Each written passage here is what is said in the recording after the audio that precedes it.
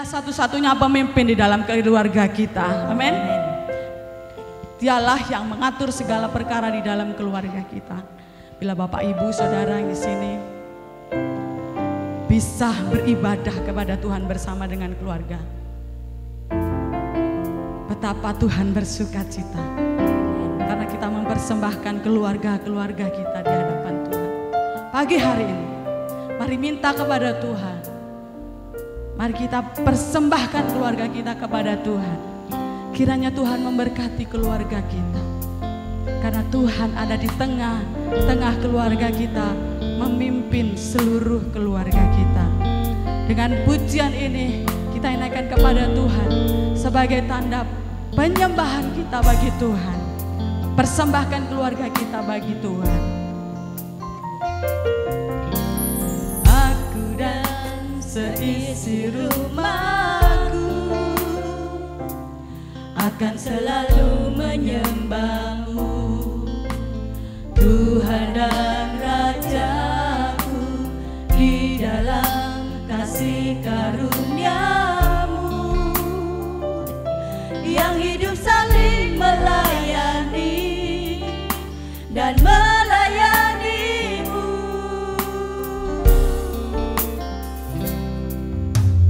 Aku dan seisi rumahku akan selalu menyembah-Mu, Tuhan dan Rajaku, di dalam kasih karunia-Mu yang hidup saling melayani dan melayani-Mu.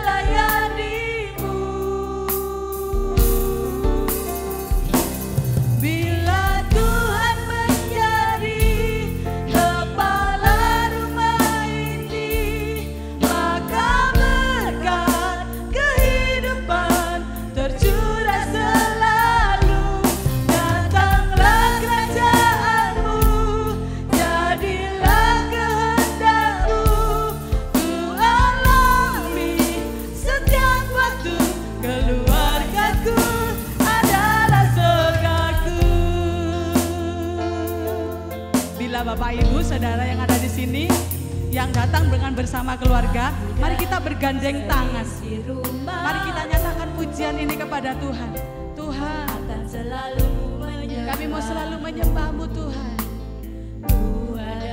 Katakan kepada Tuhan, dalam kasih karunia-Mu yang hidup saling melayani dan melayani-Mu.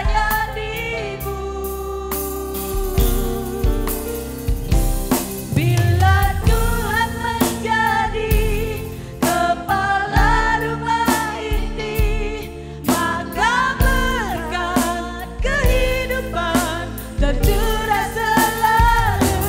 Datanglah kerajaan-Mu, jadilah kehendak-Mu, ku alami setiap waktu.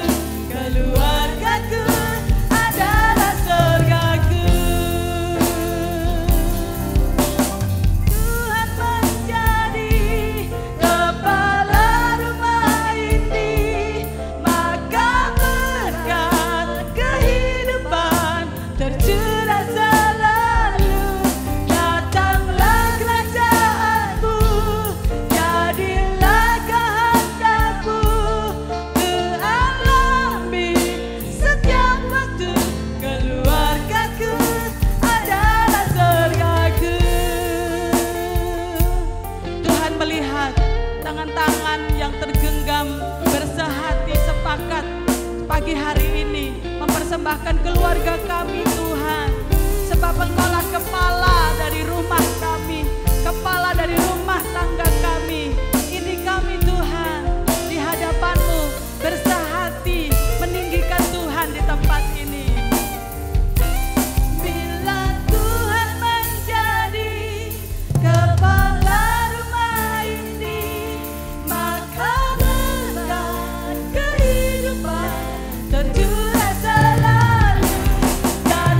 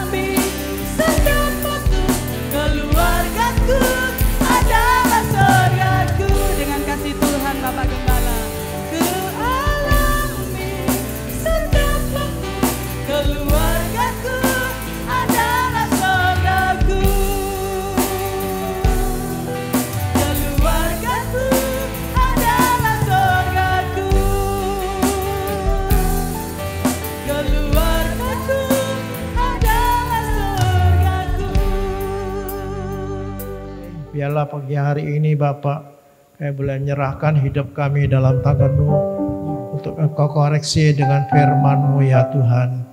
Berbicaralah kepada kami, biarlah kuasa-Mu mengalir dalam hidup kami ya Tuhan.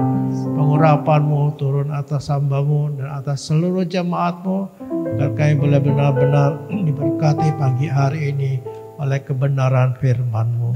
Terima kasih ya Bapak, kami menyiapkan hati kami untuk Engkau taburi dengan firman-Mu ya Tuhan.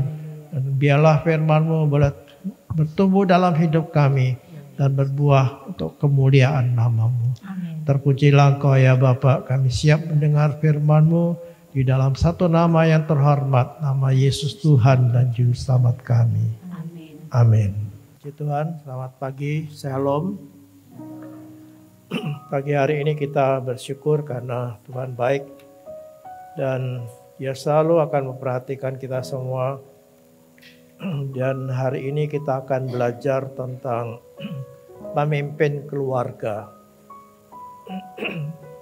Kita masih akan membaca firman Tuhan yang terdapat dalam Yosua 24 ayat 15. Begini bunyinya, tetapi jika kamu anggap tidak baik untuk beribadah kepada Tuhan, pilihlah pada hari ini kepada siapa kamu akan beribadah. Allah yang kepadanya nenek moyangmu beribadah di seberang sungai Efrat, atau Allah orang Amori yang negerinya kamu diami ini. Tetapi aku dan seisi rumahku, kami akan beribadah kepada Tuhan. Kita sudah mendengar beberapa kali tentang keluarga yang memilih untuk beribadah kepada Tuhan. Keluarga dalam perjanjian lama, ini pengulangan khotbah yang saya sampaikan beberapa waktu yang lalu, disebut sebagai rumah bapa atau Bet Av, yang menggambarkan sebagai otoritas dari laki-laki dalam keluarganya. Ya, dia adalah pemimpin yang mengayomi, yaitu perlindungan oleh laki-laki, yang digambarkan dengan wanita yang menjadi istri itu masuk ke rumah suaminya. Dan laki-laki itu pemegang otoritas sebagai pemimpin rohani. Itu yang kita pelajari waktu yang lalu. Dan dalam Yosua tadi yang kita baca, di situ terlihat peran dari Yosua sebagai kepala atau pemimpin dari keluarganya yang memilih untuk beribadah. Tentu dia akan membawa seluruh keluarganya untuk beribadah kepada Tuhan. Nah, pagi ini kita berbicara tentang pemimpin keluarga. Jelas firman Tuhan mengatakan dan menetapkan bahwa suami itu adalah pemimpin keluarga. Efesus pasal 5 ayat 23 mengatakan begini, karena suami adalah kepala istri, sama seperti Kristus adalah kepala jemaat, dialah yang menyelamatkan tubuh. Ya, disebutkan di situ sebagai kepala istri. Ya, ini tentu bukan hanya istrinya, tetapi seluruh keluarganya. Suami itu adalah kepala. Dan 1 Korintus 11 ayat 3 dikatakan di sana, tetapi aku mau supaya kamu mengetahui hal ini, yaitu kepala tiap-tiap laki-laki ialah Kristus, kepala dari perempuan ialah laki-laki, dan kepala dari Kristus ialah Allah.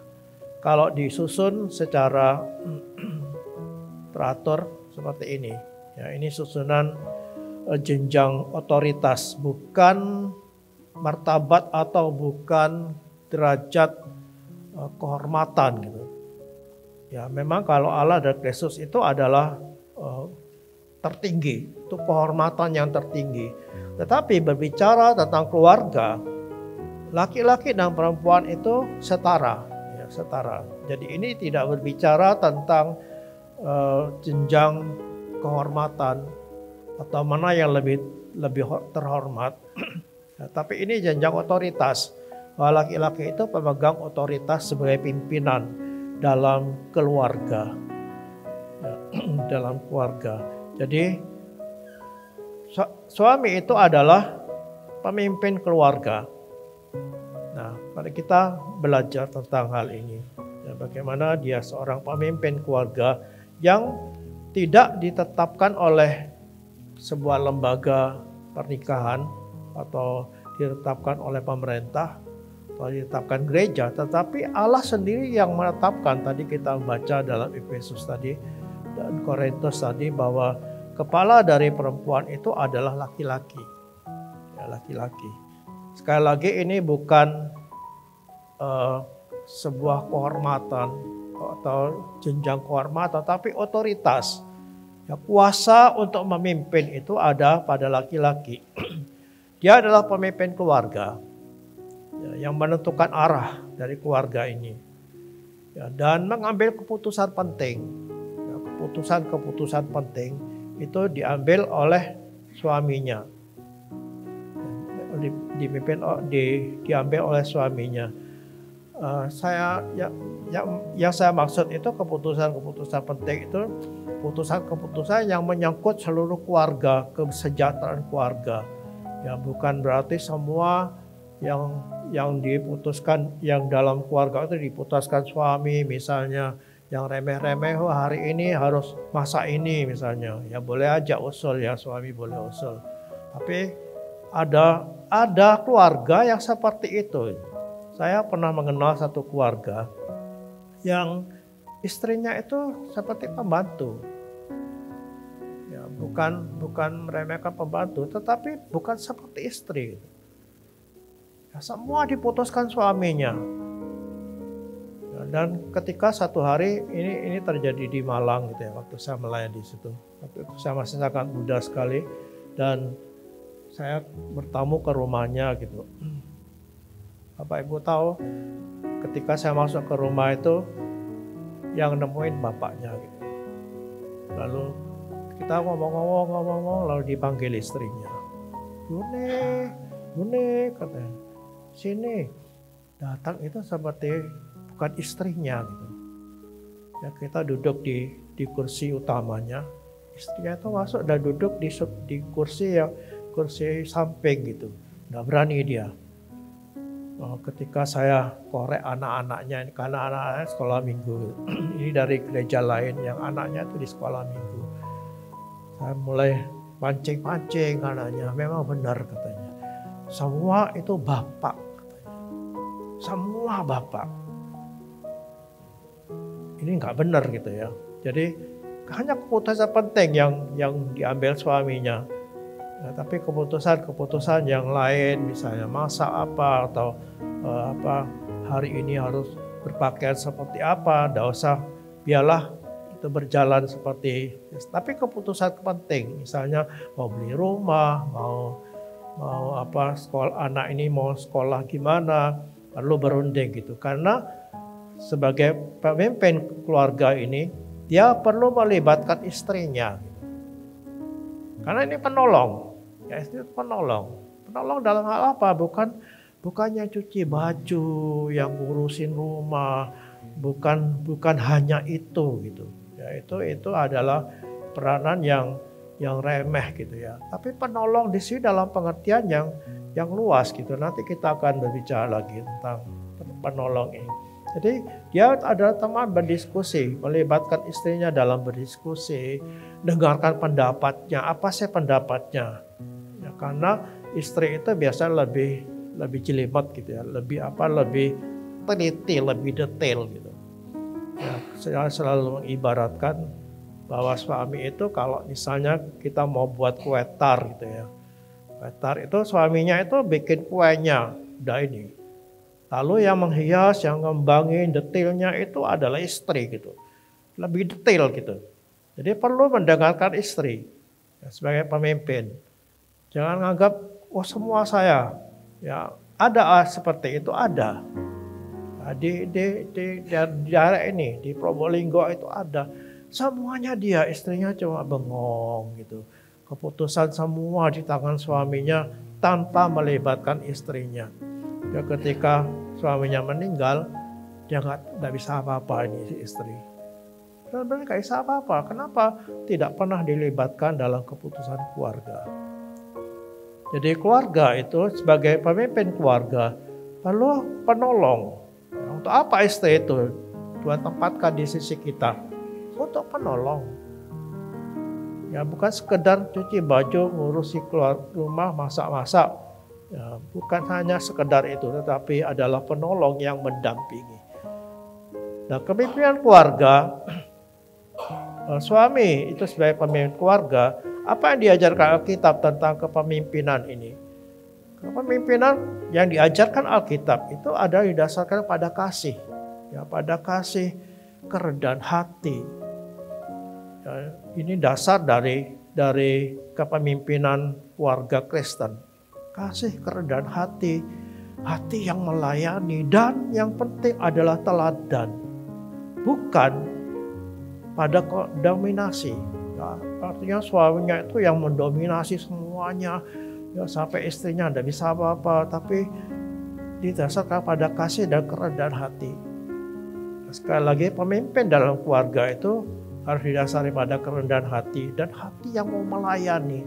Jadi suami-suami itu adalah memiliki hati, harus memiliki hati yang mau melayani keluarganya, bukan mau dilayani. Yang mengajarkan itu adalah Yesus. Yesus dalam Markus 10. Ya, Markus 10. Ayat 42 sampai ayat 45. Kamu tahu bahwa mereka yang disebut pemerintah bangsa-bangsa memerintah rakyatnya dengan tangan besi, dan pembesarnya menjalankan kuasanya yang keras atas mereka. Tidaklah demikian di antara kamu. Barang siapa ingin menjadi besar di antara kamu, hendaklah ia menjadi pelayanmu. Dan barang siapa ingin menjadi yang terkemuka di antara kamu, hendaklah ia menjadi hamba untuk semuanya. Karena Anak Manusia juga datang bukan untuk dilayani, melainkan untuk melayani dan untuk menyerahkan nyawanya menjadi tebusan bagi banyak orang. Jadi kepemimpinan dalam keluarga itu bukan berbicara tentang dominasi yang menguasai benar-benar lalu kontrol. Nah, semuanya harus tahu dia, harus tahu, apalagi dengan tangan besi. Nah, kalau ada laki-laki yang seperti ini, dia harus bertobat karena contohnya tidak begitu. Siapa contoh kita? Yesus tadi. Ya, dia datang bukan untuk dilayani, tetapi untuk melayani dan memberikan nyawanya. Ini kan berkorban namanya. Ya, berkorban nyawa, bukan berkorban sekedar korban duit, ya, bukan korban harta benda, tapi korban nyawa. Untuk siapa? Untuk mempelainya, untuk gerejanya. Dan ini yang menjadi teladan gitu.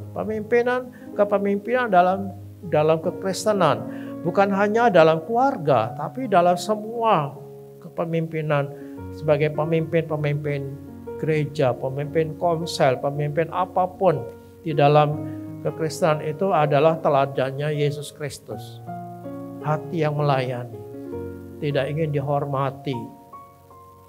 Ada hamba-hamba Tuhan itu yang kalau tidak dihargai marah dia. Hanya gelarnya saja kurang.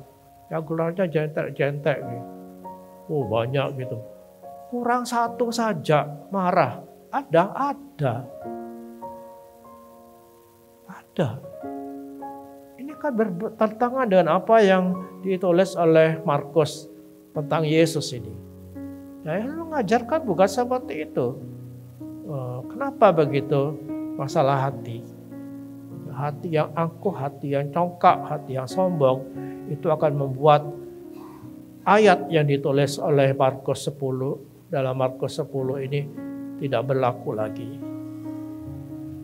Dalam keluarga terutama, ya, jangan dengan tangan besi, jangan dengan dominasi atau kontrol, tetapi dengan kasih, dengan kerendahan hati, hati yang melayani, dan hati yang mau berkorban. Itu yang harus terjadi di kalangan keluarga Kristen yang kepemimpinan yang dipegang oleh suami. Suami ini bukan hanya pemimpin rumah tangga dalam hal-hal yang kelihatan di dunia ini, tapi dia juga adalah pemimpin rohani atau kepala perjanjian. Dalam bed up itu yang saya jelaskan tempo hari, dia menjadi pintu masuk dari perjanjian dengan Tuhan. Dia berdiri antara keluarganya dan Tuhan. Dia ada di antara Tuhan dan keluarganya. Dia adalah kepala perjanjian. Jadi Allah itu berjanji dengan satu keluarga itu lewat suaminya, lewat kepalanya tadi. Ya, karena tadi jelas ya susunannya. Allah, Yesus, lalu suami, baru istri. Itu yang ditulis dalam 1 Korintus 11 tadi. Pasal 11 ayat 3 tadi. Ya, Allah, Yesus, suami, dan istri. Jadi untuk pintu masuk dalam perjanjian dengan Tuhan itu adalah suaminya. Dan lewat suami ini juga lah Tuhan memberkati keluarganya. Nah, jadi sebuah keluarga itu akan berbahagia, akan diberkati kalau suaminya itu beres dengan Tuhan. Beres dengan Tuhan. Karena dia jadi pintu masuk gitu. Dia berdiri antara Allah dengan manusia. Ya, dia adalah imam. Ya, itu sering disebutkan oleh saudara kita Muslim. Mereka lebih ngerti firman Tuhan gitu. Ya, mereka lebih tahu gitu. Ya, tapi Alkitab sudah mengajarkan seperti itu, tapi kita jarang menyebutkan itu. Ya, bahwa suami itu adalah imam. Imam itu artinya berdiri antara Tuhan dengan keluarga. Dia ada di tengah-tengah sebagai imam yang bertanggung jawab atas kehidupan keluarganya di hadapan Tuhan.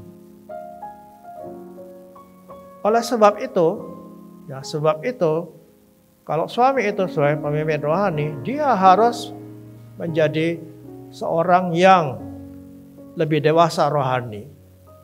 Ini harus, ya bagaimana pemimpinnya kanak-kanak gitu, secara rohani. Ini berbicara tentang kanak-kanak secara rohani gitu ya. Ada orang yang dewasa secara usia, tapi secara rohani kanak-kanak. Dari mana kita bisa melihat itu? Dari 1 Korintus 14. Ya, 1 Korintus 14 ayat 34 dan 35 saya bacakan ya, saya tidak cantumkan di situ. Sama seperti dalam semua jemaat orang-orang kudus, perempuan-perempuan harus berdiam diri dalam pertemuan-pertemuan jemaat. Sebab mereka tidak diperbolehkan untuk berbicara. Mereka harus menundukkan diri seperti yang dikatakan juga oleh hukum Taurat. Jika mereka ingin mengetahui sesuatu, baiklah mereka menanyakannya kepada suaminya di rumah. Sebab tidak sopan bagi perempuan untuk berbicara dalam pertemuan jemaat. Ayat ini ditulis Paulus dalam konteks keyahudian. Ya, orang Yahudi itu, ya kelompok Yahudi ini menurut ajaran Taurat itu perempuan tidak boleh berbicara di depan banyak orang. Ya, dan pada zaman Yesus itu rabi-rabi Yahudi itu masih memegang itu.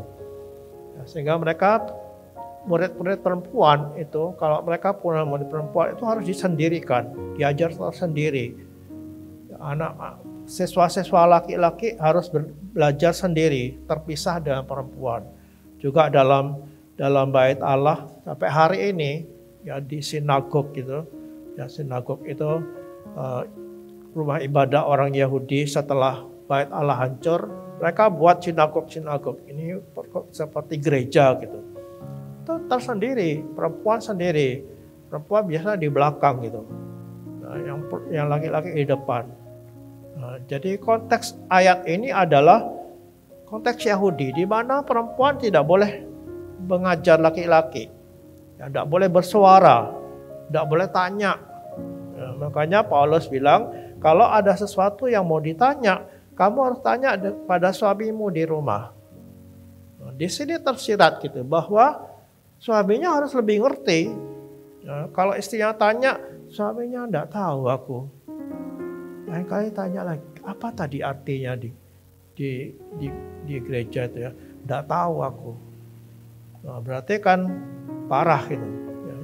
Jadi dari sini kita melihat bahwa suami itu harus lebih dewasa rohani, lebih banyak mengerti firman Tuhan, supaya kalau istrinya tanya, tahu. Nah, dari sini kita mengambil kesimpulan bahwa suami itu harus lebih dewasa secara rohani daripada istrinya. Karena dari ayat ini, ya, dia harus sebagai pemimpin rohani, dia harus lebih dewasa. Dia juga harus mengajar dan mendidik keluarga, terutama anak-anak dalam ajaran Tuhan. Ya, dalam Efesus pasal 6 ayat 4 itu dikatakan begini, dan kamu bapak-bapak, ya, bapak-bapak, janganlah bangkitkan amarah di dalam hati anak-anakmu, tetapi didiklah mereka di dalam ajaran dan nasihat Tuhan. Perintah ini kepada bapak-bapak, bukan kepada ibu-ibu. Artinya pendidikan rohani bagi anak-anak ini adalah tangan bapak, bukan ibu. Nah, ini tradisi sampai hari ini yang saya baca di artikel itu, bahwa orang-orang bapak-bapak Yahudi, ya, bapak-bapak Yahudi yang belum Kristen ini, ya, mereka masih pegang Taurat, itu ngajari anak-anaknya. Ya, ngajari anak-anak nunjukkan ini loh. Bukan tanggung jawab ibu. Ibu itu hanya penolong. Ya, tapi kan terbalik dengan Indonesia kan. Tradisi di Indonesia itu suami itu bekerja, suami cari duit, istri di rumah, tanggung jawab pendidikan anak itu ada di tangan istrinya. Ya, memang kalau keadaan seperti itu boleh, tapi suaminya juga harus kontrol gitu. Jangan lepas. Kalau misalnya anaknya nakal, apa yang dikatakan suami? Gimana kamu di rumah? Anakmu sampai kayak gini. Gimana? Besok yang ditanya itu adalah bapaknya. Karena bapaknya bertanggung jawab. Jadi tanya Tuhan tentunya. Kita akan bertanggung jawabkan itu. Anak-anak itu adalah tanggung jawab bapaknya. Bapaknya yang harus mengajarin dia. Jangan bangkitkan amarah katanya dalam hati anakmu. Nah, ini kenapa kok bapak-bapak, kenapa kok tidak ibu-ibu yang membangkitkan amarah? Nah, ini bapak-bapak harus periksa diri. Ya, kenapa kok bapak-bapak? Karena bapak-bapak lah yang banyak menyakiti anak-anak. Dalam konseling misalnya. Ya, kita akan ketemu bagaimana bapak itu menjadi sumber dari sakit hati, luka hati dari anak-anaknya. Banyak itu. Ya, kenapa kepahitan kepada papanya itu mendominasi anak-anak yang nakal, anak-anak yang sakit hati. Itu dominasinya adalah karena bapaknya. Jadi benar ayat nasihat ini. Nah, Tuhan tuh sudah beri ilham kepada Paulus untuk menulis ini. Bapak-bapak, jangan bangkitkan amarah dalam hati anak-anakmu, bukan ibu-ibu.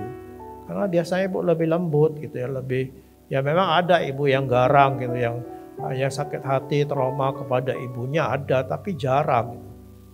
Dan harus untuk mendidik anaknya di jalan Tuhan ada dalam tanggung jawab bapaknya, bukan ibunya. Jadi kalau anak nakal, anaknya jadi berandalan, yang salah adalah bapaknya, bukan ibunya. Karena itu tanggung jawab bapaknya. Dan yang penting adalah menjadi teladan bagi keluarganya, bagi istri anak-anaknya, dalam hal ibadah, dalam hal iman, dalam ketaatan kepada Allah, dia harus jadi teladan. Anak-anak itu kalau dikasih tahu, ya harus gini, dia akan melihat bapaknya gimana. Satu hari ada seorang anak-anak ini anak-anak Muslim ini. Anak-anak Muslim, satu hari dia diolok gitu. Diolok sama teman-temannya gitu. Diolok-olok. Tidak menyangkut agama ya. Lama-lama meningkat gitu. Kamu apa? Tidak pernah sholat katanya. Apa keluargamu tidak pernah sholat? Bapaknya dengar satu hari, dia marah bapaknya. Ajar ya anak-anak. Apa yang dibuat bapaknya? Kamu ke gereja aja. Jadi anaknya tiap minggu itu dia bawa ke gereja, 4 itu anak. Masih kecil-kecil. Yang paling gede masih kelas 4. Dibawa ke gereja semua sama bapaknya. Tiap minggu diantar karena sejalan gitu dengan gereja. Ya, walaupun cukup jauh, kira-kira 1 kilo dibawa ke gereja semua. Nah, satu hari anak yang terbesar ngomong gini, Bapak ini nyuruh kami ke gereja, Bapak kok enggak? Ibu kok enggak? Akhirnya bapak ibunya nyerah juga ke gereja lah mereka. Sampai hari ini mereka masih tetap setia. Jadi anak itu melihat bapaknya. Apa sih yang diteladankan oleh bapaknya ini? Kalau bapaknya mengasihi Tuhan, anak-anaknya biasa mengasihi Tuhan. Karena bapak itu jadi teladan.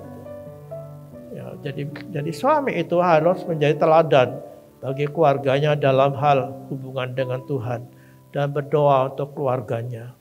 Bapak-bapak berdoa atau hanya berdoa supaya diberkati usahanya hari ini. Ya ada yang ekstrim gitu ya, mau buka toko ditumpangi tangan semua, laku semua dalam nama Yesus. Bagaimana dengan anak-anak? Didoakan, ditumpangi tangan anak-anak itu. Waktu mereka tidur, coba doakan mereka, tumpangi tangan. Dan mungkin kita tidak melihat dampaknya dalam waktu singkat. Tapi saya percaya apa yang kita doakan itu akan berpengaruh kelak. Nah, waktu anak-anak masih kecil gitu ya, Manuel, ketika mereka tidur, saya tumpangi tangan. Jadi remaja loh, kok malah nakal gitu. Nah, tapi akhirnya Tuhan juga taklukkan dia. Apa? Doa. Terutama doa bapaknya. Doakan supaya keluarga kalian itu berkenan kepada Bapak. Dan yang terakhir bagi Bapak ini adalah rela berkorban seperti Kristus. Demi melindungi, membahagiakan, dan keselamatan keluarganya, berkorban. Bapak-bapak sebagai pelindung, sebagai pemimpin harus berkorban.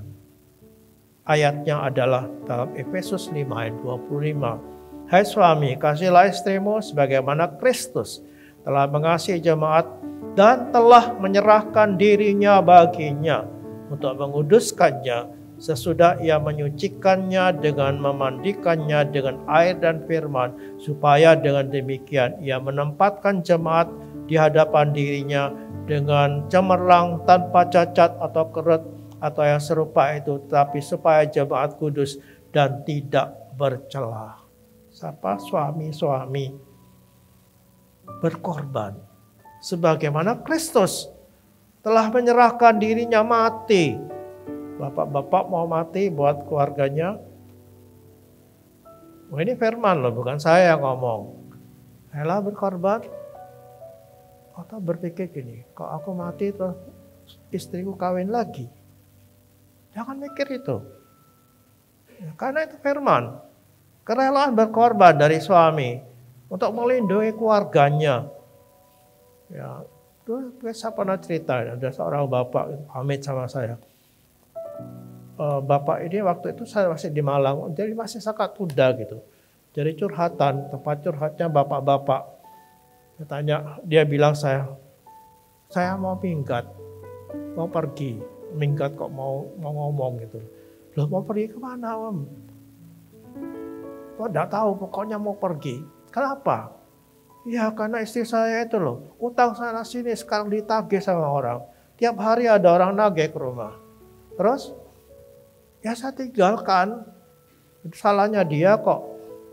Terus saya bilang gini, kalau misalnya penagih itu bawa pisau atau bawa pentungan gitu, dipentung anaknya Om, dipentung gimana? Anaknya waktu masih kecil-kecil, ada yang sudah gede juga, ada yang masih kecil. Gimana? Dia diam, pulang dia, tidak jadi. Bapak-bapak jangan lari. Kerelaan berkorban. Walaupun yang salah istrinya karena suami itu adalah pelindung. Tidak peduli istri yang salah atau tidak. Ya, biarin, rasain. Salahnya dia sendiri. tanggung sendiri. Loh, enggak, bapak-bapak adalah kepala yang bertanggung jawab atas keluarga. Ketetapan ini adalah ketetapan Tuhan, bukan ngarang-ngarang. Ya, bukan saya ngarang. Jadi bapak itu adalah pemimpin. Suami itu pemimpin yang bertanggung jawab sampai akhirnya rela berkorban seperti Kristus mati. Seperti Kristus mati untuk jemaatnya. Nah, sekarang tentang istri. Istri itu adalah penolong sepadan, yang sepadan. Itu dalam Kejadian Tuhan mengatakan begini, Kejadian 2:18, Tuhan Allah berfirman, tidak baik kalau manusia itu seorang diri saja. Aku akan menjadikan penolong baginya yang sepadan dengan dia. Ya, ini firman Tuhan. Tuhan sendiri tahu gitu bahwa laki-laki itu tidak bisa hidup sendiri. Benar ya, laki-laki tidak bisa hidup sendiri. Mau bukti? Buktinya apa? Salah satu bukti yang saya lihat gitu ya. Kalau ada pasangan suami istri gitu ya. Lalu suaminya meninggal. Suaminya meninggal. Masih muda nih. Ini masih cantik. Anaknya masih kecil-kecil. Suaminya meninggal. Biasanya wanita ini tidak kawin lagi. Dia bisa survive. Dia bisa menangani anak-anaknya, ngasih makan anak-anaknya, merawat anaknya, hidup sebagai single parent diri dia. Tapi kalau suami istrinya mati, dia bisa hidup sendiri. Makanya kebanyakan suami-suami itu kawin lagi. Ya, ada yang bertahan, ada. Tapi umumnya kawin lagi. Kenapa? Suami tidak bisa hidup sendiri. Makanya Tuhan lihat itu butuh seorang penolong. Penolong dalam bahasa Ibrani-nya itu adalah eser. Ya, artinya bantuan, kekuatan, pendukung, pelindung, sahabat. Nah, ini fungsinya penolong. Dan sebagai sahabat yang memberikan kekuatan, bantuan, pendukung, yang melindungi juga. Sepadan itu arti dalam bahasa Ibrani-nya ada kenegdo. Ya, kenegdo itu artinya berpasangan, setara, dan sejajar. Ya, jadi pasangan suami istri ini adalah sejajar, ya, setara. Jadi istri itu setara dengan suaminya, bukan bawahan. Ya, tadi saya sudah sempat singgung itu susunan tadi bukan derajat, ya, tapi itu otoritas. Allah, Yesus, suami, istri. Itu otoritasnya ada pada suami dalam keluarga. Ya, tentunya di atasnya ada Yesus dan Allah. Nanti kita akan bahas bagian terakhir. Suami itu di atas istri sebagai otoritas tertinggi dalam keluarga, pemimpin. Istrinya bukan bawahannya. Ya, jadi ada nilai ini bukan berbicara martabat, karena semuanya sama di hadapan Allah. Itu martabat dan nilainya sama antara suami istri, sama di hadapan Allah, tidak ada bedanya. Ya, semuanya diciptakan serupa dan segambar dengan Allah. Nah, ya berbeda apa? Peran dan tanggung jawabnya itu beda. Ya, perannya sebagai istri sebagai penolong, bukan sebagai kepala, bukan sebagai pemimpin. Istri adalah sebagai penolong. Dan tanggung jawabnya tentu berbeda.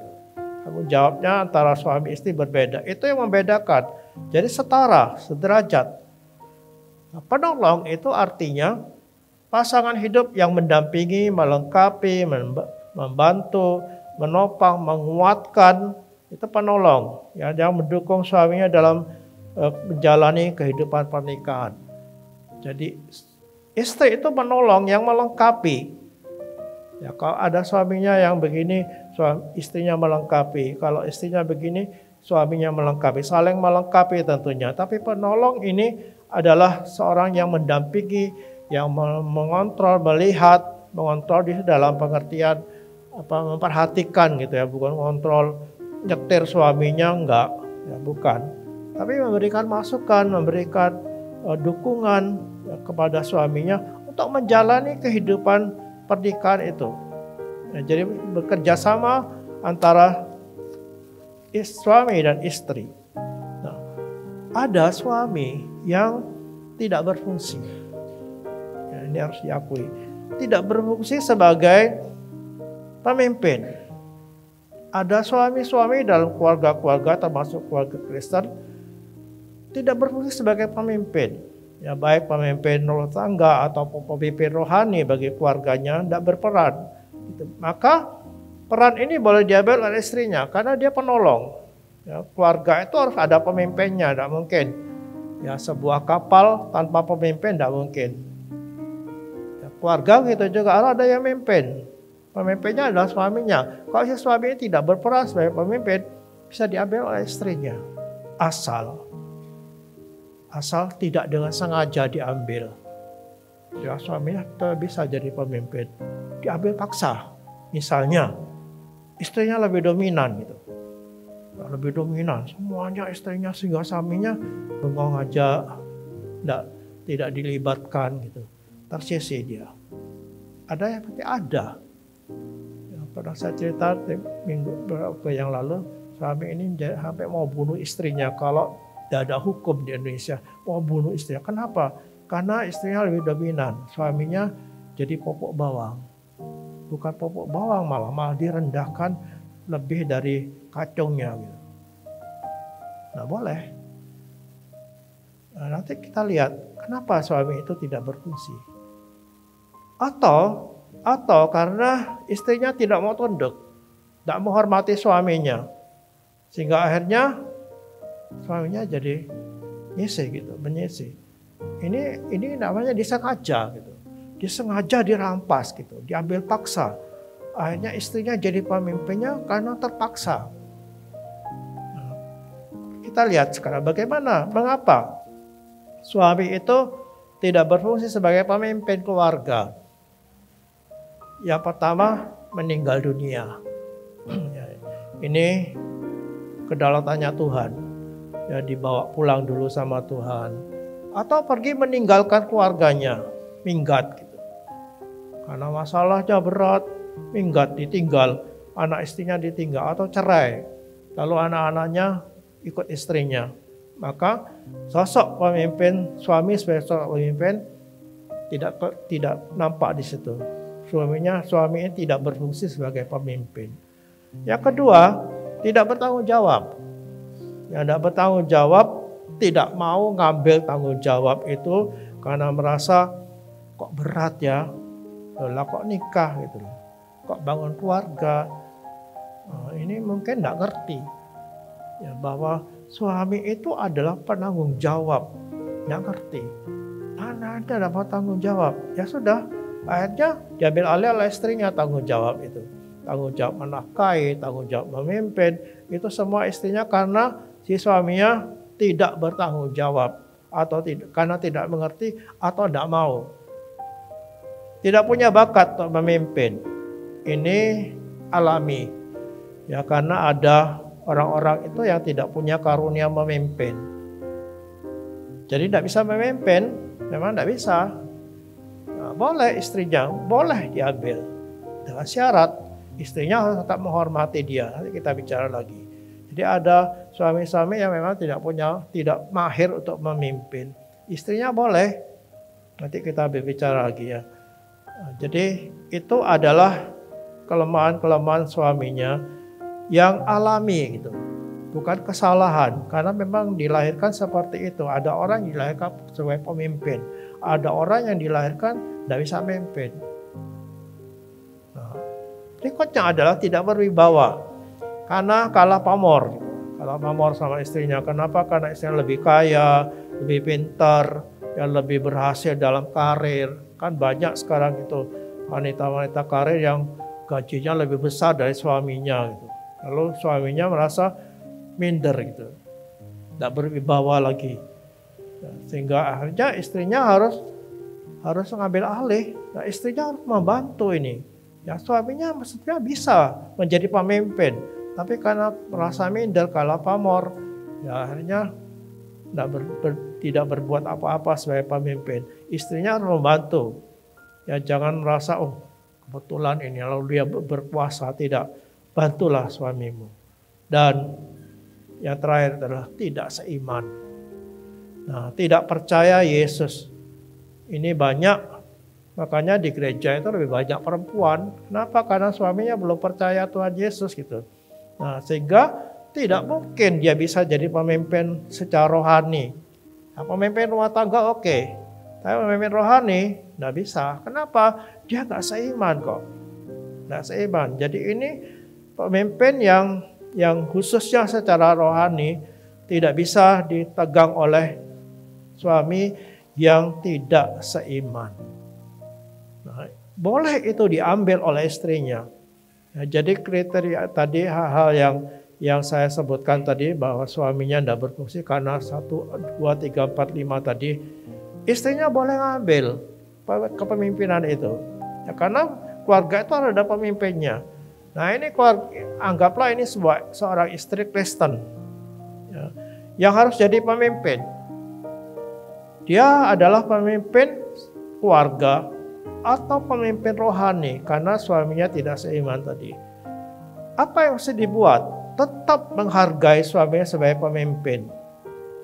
Termasuk memimpin suami yang tidak bertanggung jawab tadi. Yang tidak bertanggung jawab, pokoknya udahlah, tidak tahu pokok urusannya perempuan semua. Dia tidak ikut-ikut. Menafkahi tidak, ya, menjadi pemimpin tidak. Suami seperti ini harus tetap dihargai. Kenapa? Petrus mengajarkan begini. 1 Petrus 3, 1 dan 2. Demikianlah juga kamu hai istri-istri, tunduklah kepada suamimu, supaya jika ada di antara mereka yang tidak taat kepada firman, mereka juga tanpa perkataan dimenangkan oleh kelakuan istrinya, jika mereka melihat bagaimana murni dan salehnya hidup istri mereka itu. Jadi pada suami-suami yang tidak bertanggung jawab ini tetap harus memberikan penghargaan, karena Tuhan tetapkan dia pemimpin walaupun tidak berfungsi. Nah, tapi di hadapan Tuhan dia pemimpinnya. Gimana? Ya dia tanggung jawab kepada Tuhan. Kalau dia tidak berfungsi sebagai pemimpin, dia nanti tanggung jawabnya kepada Tuhan. Tapi bagian istri Kristen tadi yang ngerti firman harus tetap memberikan penghargaan, penghormatan dengan harapan, dengan kelakuan istri yang baik, yang murni dan saleh tadi, suami ini dimenangkan dalam pengertian kemungkinan kalau dia belum percaya, dia jadi percaya, dimenangkan sebagai orang Kristen gitu. Atau dia dimenangkan dalam hal yang lain gitu. Mungkin dibangkitkan. Ya, semangatnya untuk jadi pemimpin. Semangatnya jadi pemimpin karena kelakuan istrinya yang baik tadi.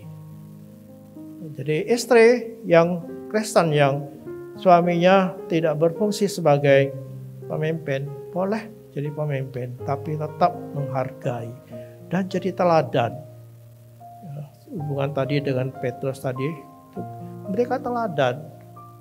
Bagaimana dia menjadi seorang yang baik, ya seorang yang saleh, seorang yang takut akan Tuhan. Jadi teladan dan panutan bagi seisi rumahnya.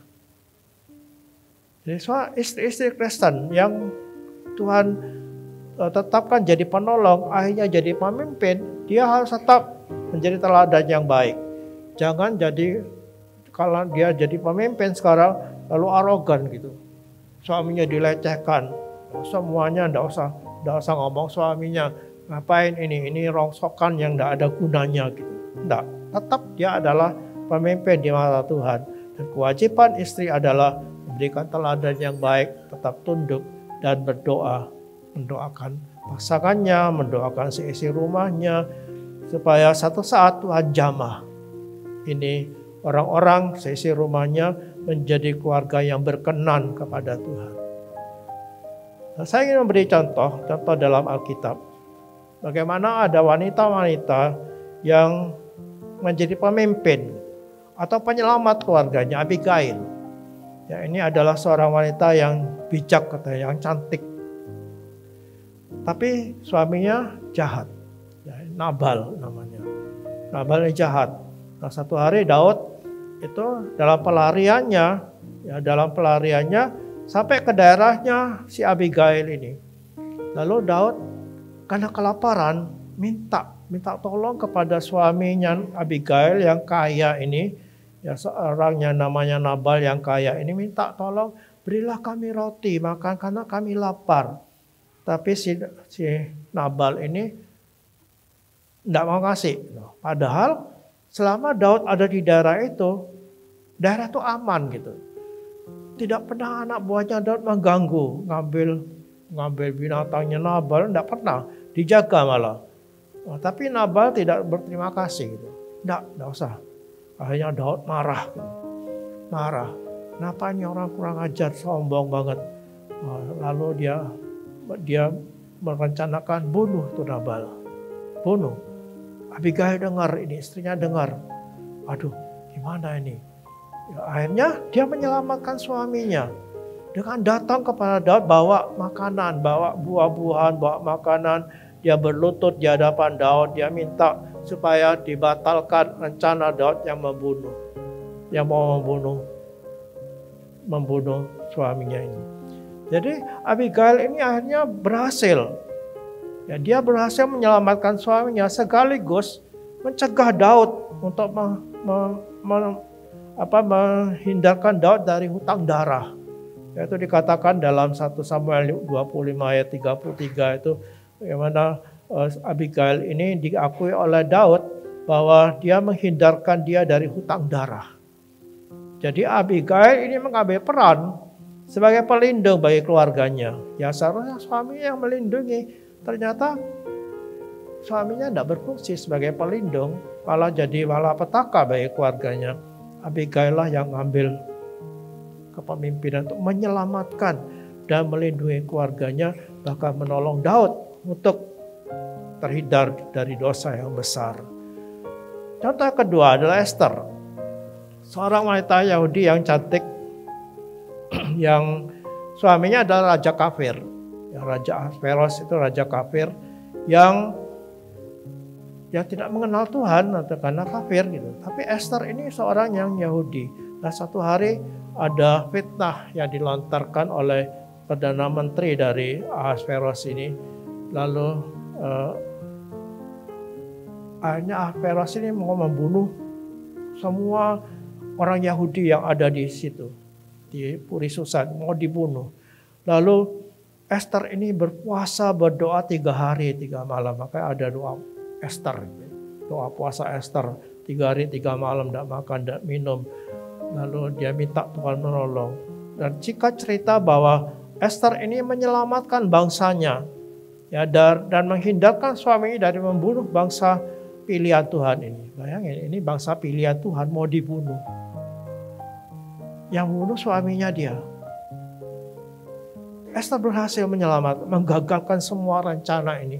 Bahkan suaminya itu terhindar dari membunuh bangsa pilihan Tuhan.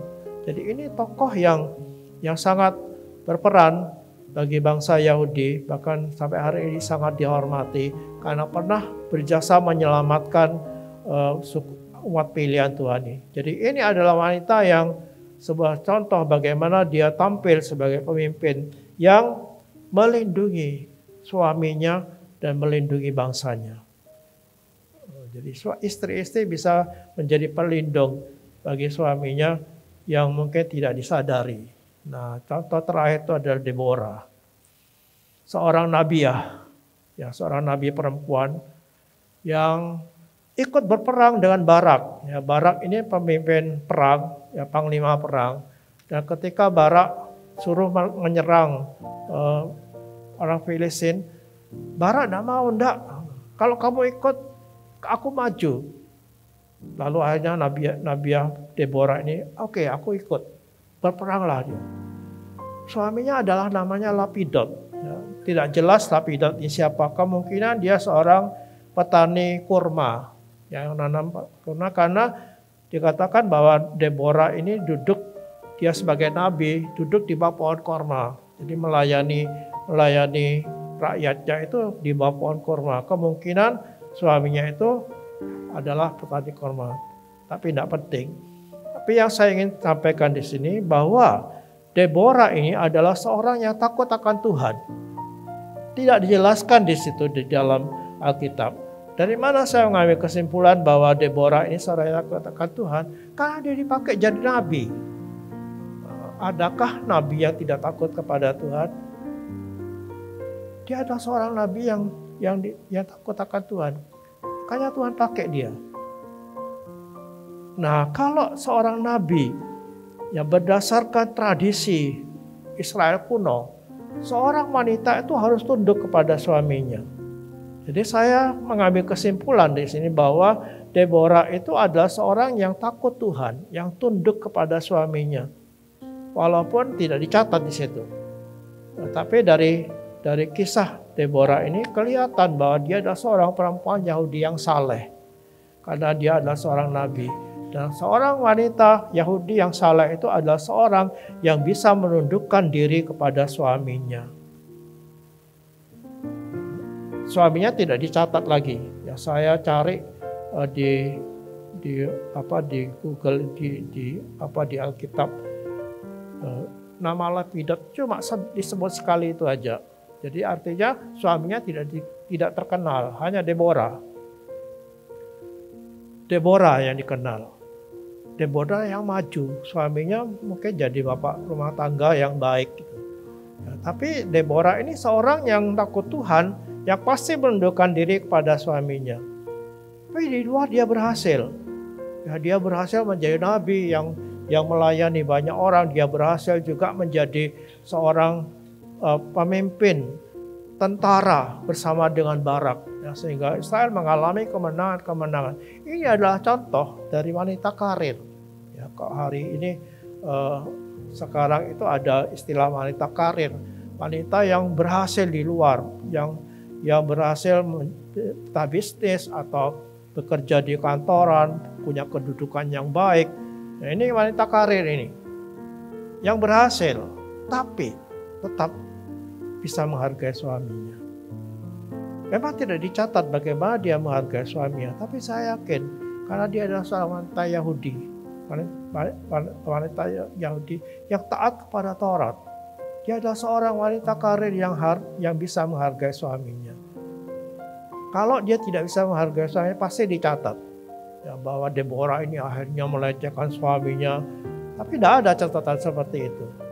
Jadi inilah wanita-wanita yang menyelamatkan bangsa, mengambil bagian pemimpin, otoritas pemimpinan yang menyelamatkan keluarganya. Dan terakhir ada Deborah sebagai wanita karir yang karirnya lebih dari suaminya, tapi tetap bisa menghargai suaminya. Biarlah contoh-contoh ini menjadi contoh bagi wanita-wanita yang mungkin merasa berhasil, yang lebih dari suaminya, tetap tunduk kepada suami. Kesimpulannya adalah suami itu sebagai pemimpin keluarga dan istri penolongnya yang punya peran yang cukup penting itu. Ya, jangan meremehkan istri karena perannya cukup penting. Tuhan kasih penolong yang baik ini supaya keluarga ini tetap hidup dalam kebahagiaan. Dan kewajiban istri sebagai penolong ini adalah tunduk dan menghormati suaminya. Nah, kalau kedua orang ini mengambil peran masing-masing, kedudukan dan peran masing-masing, ya, dan menjadikan Yesus itu. Ya, tadi kita lihat strukturnya, struktur otoritas itu berada Allah, Yesus, suami, istri. Kalau suami sebagai kepala, istri sebagai penolong, dan Yesus ditaruh di tempat yang tertinggi sebagai pimpinan tertinggi dalam keluargamu. Dan sebagai pemilik juga. Ya, karena dia yang telah memiliki kita. Dia yang telah memiliki keluarga kita. Berdasarkan 1 Korintus 6 ayat 19 dan 20. Dia menebus kita dengan darahnya, menjadikan kita miliknya. Kalau dia yang menjadi pemimpin tertinggi dalam hidup keluarga kita, maka itu berarti ya, keluarga kita itu ada dalam rancangan Tuhan. Ya, sebetulnya tadi itu berarti keluarga kita ada dalam rancangan Tuhan, dalam kehendak Tuhan. Dan saya yakin ketika kita ada dalam koridor kehendak dan rancangan Tuhan ini, maka kita akan berbahagia, diberkati Tuhan, dan keluarga kita akan berbahagia. Kita akan menjadi keluarga yang berbeda dengan yang lain. Itu sebabnya mari kita bertekad hidup dalam kebenaran dan taat kepada ketetapan Tuhan ini. Jadikan Yesus sebagai Tuhanmu, Tuhan dalam keluarga yang berdaulat atas keluarga kita. Saya percaya berkat itu akan melimpah turun atas keluarga kita. Amin.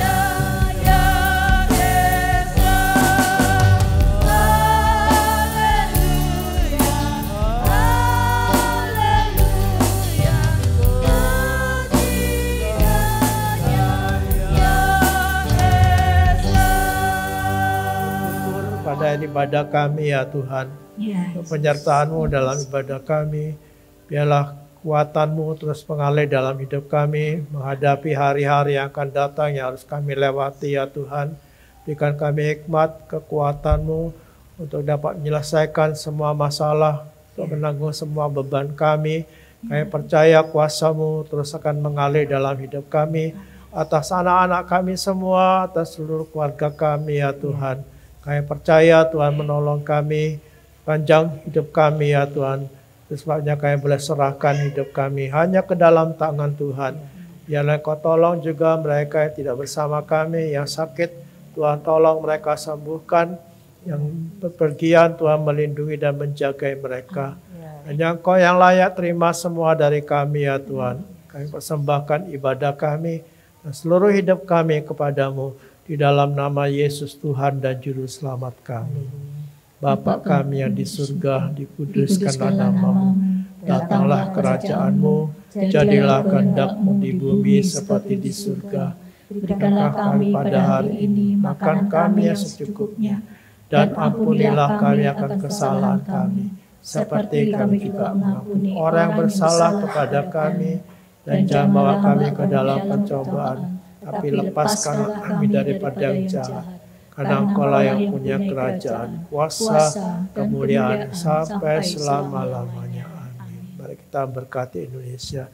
Dalam nama Tuhan Yesus Kristus, diberkatilah Indonesia. Amin. Diberkatilah dengan keselamatan. Amin. Diberkatilah dengan damai sejahtera. Amin. Diberkatilah dengan keamanan. Amin. Diberkatilah dengan kesehatan. Amin. Diberkatilah dengan kemakmuran. Amin. Diberkatilah presiden dan pemimpin di daerah-daerah. Amin. Diberkatilah Kabupaten Probolinggo. Amin. Diberkatilah orang-orang percaya di Kabupaten Probolinggo. Amin. Sekarang jemaat yang dikasihi Tuhan, turunlah atasmu berkat dari Allah Bapa, akan melimpah dalam hidupmu, kekuatannya, penyertaannya, dan kasih Yesus Kristus serta damai sejahteranya memenuhi hati dan pikiran saudara, Roh Kudus menuntun, membawa saudara kepada pengalaman yang indah, dan kau akan diurapi untuk menjadi berkat. Dalam nama Tuhan Yesus Kristus. Amin. Warta Jemaat. Mari seluruh jemaat bergabung dalam komunitas sel untuk bertumbuh bersama-sama, belajar dan saling berbagi. Untuk penempatan komsel dapat menghubungi Bapak Gembala. Ibadah wanita hari Rabu pukul 5 sore di gereja, ibadah doa dan komunitas doa pelayan Tuhan hari Jumat pukul 6 sore, online dan onsite. Ibadah pemuda remaja hari Sabtu pukul 4 sore, ibadah raya pertama pukul 6:30 pagi, ibadah sekolah minggu pukul 8:30 pagi, ibadah raya kedua pukul 4 sore. Selamat ulang tahun kepada jemaat yang berulang tahun dalam minggu ini, kiranya Tuhan memberi kesehatan, kedewasaan rohani, berkat dan damai sejahtera. Bagi bapak ibu yang memiliki anak perempuan berusia 8 tahun hingga dewasa dan rindu untuk melayani di bidang tamborin, dapat menghubungi Ibu Grace. Tuhan Yesus memberkati.